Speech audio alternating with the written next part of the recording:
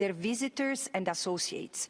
From arms manufacturers, tech giants, banks, energy firms, online platforms, supermarkets and universities, corporate actors have supplied the tools, financing and infrastructure, the legitimacy for this machinery of erasure. Weapons and data systems brutalized and surveilled Palestinians. Colonies spread, financed by banks and insurers, powered by fossil fuels and normalized by tourism platforms, supermarket chains and academic institutions. All have helped entrench apartheid and enabled the slow, inexorable destruction of Palestinian life. Corporate entities entangled in this ecosystem have long been on notice. Their products, services and corporate relationships directly link them to an economy of occupation that has functioned in violation of peremptory norms, the Fourth Geneva Convention and the Rome Statute. Under the UN Guiding Principles on Business and Human Rights, even this minimal connection triggers a clear responsibility to use their leverage to end abuse. But in this context of Palestine, we are not talking about isolated, specific incidents of wrongful conduct. The severity of the structural and sustained violations and crimes at issue has been confirmed by the International Court of Justice and has led to arrest warrants being issued by the International Criminal Court. In this context, what action could possibly be sufficient to rectify these violations and the corporate connections to them? The answer is simple. There is a prima facie responsibility on every state and corporate entity to completely abstain from or end their relationship with this economy of the occupation, especially as it has transformed into an economy of genocide.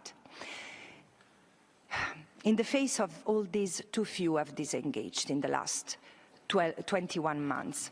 Armed companies have turned near-record profits by equipping Israel with cutting-edge weaponry to unleash 85,000 tons of explosives, 6 times the power of Hiroshima, on Gaza. Tech companies provide dual-use infrastructure that is utilized as a weapon of mass targeting and killing. The machinery of the global construction equipment giants is raising Gaza to the ground, preventing the return and reconstruction of Palestinian life. Global energy conglomerates have fueled these assaults with coal, oil, gas, while the same infrastructure has been deprived to the Palestinians. No water, no electricity, creating the conditions of life calculated to destroy.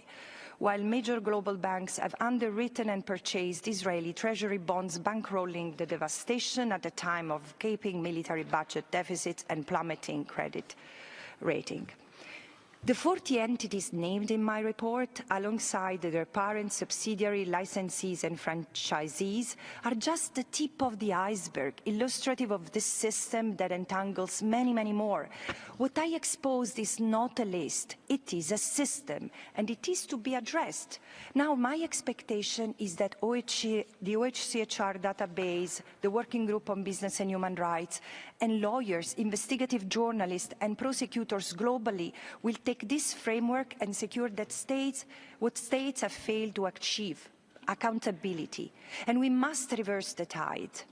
As I conclude, let me say, member states must impose a full arms embargo on Israel, suspend all trade agreements and investment relations, and enforce accountability, ensuring that corporate entities face legal consequences for their involvement in serious violations of international law.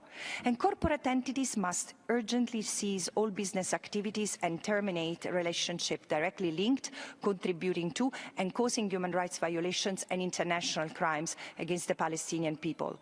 At this existential moment for the Palestinian people, trade unions, lawyers, civil society groups, and ordinary citizens should encourage such behavioral change from the side of corporate entities and governments by pressing for boycotts, divestment, sanctions, and accountability.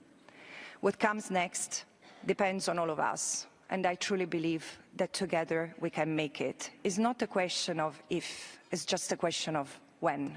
Thank you.